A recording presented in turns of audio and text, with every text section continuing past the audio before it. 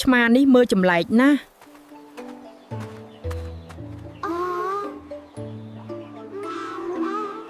កំភៃអីតតាអូយ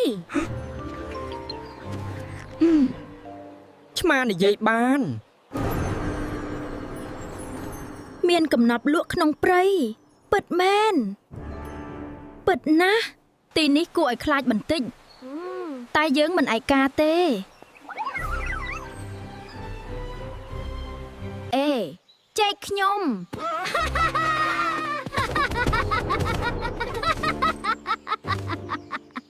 វ៉ាវ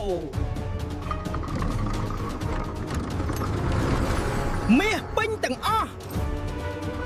ហេតុអ្វីគ្មានមាសកំណប់ពិតគឺជារបស់ដែលជួយមនុស្សអរគុណតតាយើងត្រូវជួយគ្នា